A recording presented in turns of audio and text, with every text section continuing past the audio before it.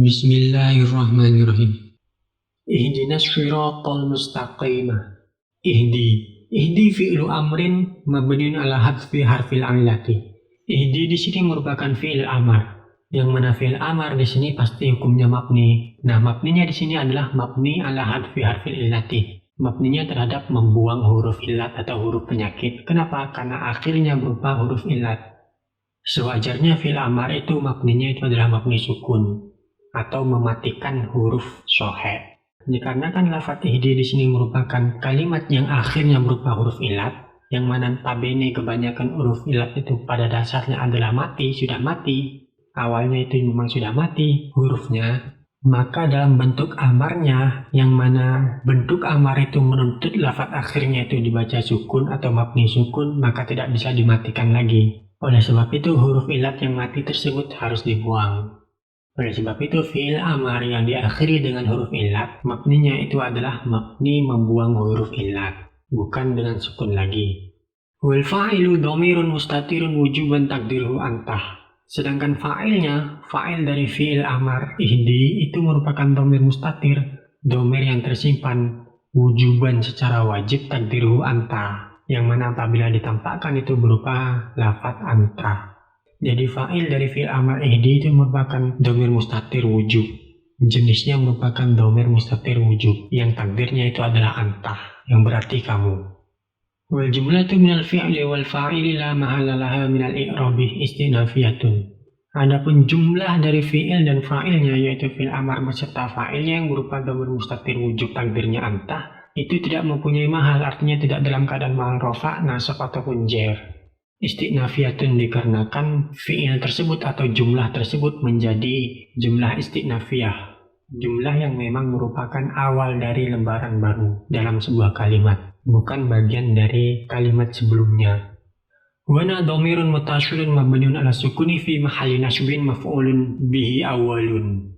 Sedangkan dhamir mutasilna yang menempel pada fi'il amar tersebut yaitu ihdina, pada akhir fi'il amarnya itu merupakan dhamir mutasil mabniun yang hukumnya mabni. Di mana-mana isim dhamir hukumnya mabni. Nah, mabninya di sini adalah mabniun ala sukuni, mabni terhadap harokat sukun. Sukunnya terletak pada alif tanpa harokat yang terletak pada akhir lafadznya yaitu na. Fi mahli nasbin maf'ulun bihi awwalun, yang mana mahal dari dhamir mutasil na tersebut adalah mahal nasab. Kenapa mahal nasab? Karena menjadi maf'ul bih yang pertama dari fi'il amar ihdi. Asyirata maf'ulun bihi tsanin mansubun wa alamatu nasbihi fathatun zahiratun fi akhirih. Lafaz asyirata di sini merupakan maf'ulun bihi tsanin, merupakan maf'ul bih yang kedua dari lafaz ihdina, yang mana maf'ul bih yang pertama itu adalah dhamir mutasil yang menempel pada ihdi. Nah, asyirata di sini merupakan maf'ul bih yang kedua. Jadi ihdi di sini merupakan fi'il amar yang mempunyai dua maf'ul. Nah, asyirata dikarenakan menjadi maf'ul maka mahalnya mahal nasab mansubun wa alamatu nasbihi fathatun zahiratun fi akhirih. Sedangkan tanda nasabnya pada lafaz asyirata di sini menggunakan harokat fathah. Harokat fathah yang tampak yang terletak pada akhir lafaznya yaitu asyirata. Nah, kenapa nasabnya menggunakan fathah? Karena asyirata merupakan isim mufrad. Isim mufrad nasabnya dengan menggunakan harokat fathah tanpa tanwin karena sudah ada al. Al-mustaqimah syifatun lisyirata mansubatun wa alamatu nasbiha fathatun zahiratun fi akhiriha.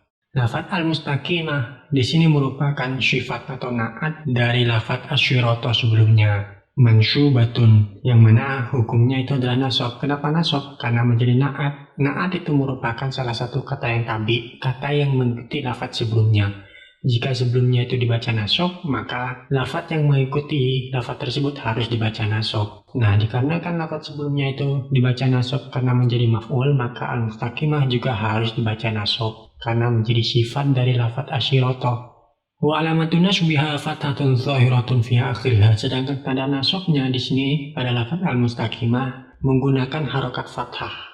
Fathah yang tampak yang terletak pada akhir lafaznya yaitu al-mustaqimah. Nasabnya dengan fathah karena al-mustaqimah merupakan isim mufrad. Isim mufrad nasabnya dengan menggunakan harokat fathah tanpa tanwin karena sudah ada al. Al-mustaqimah.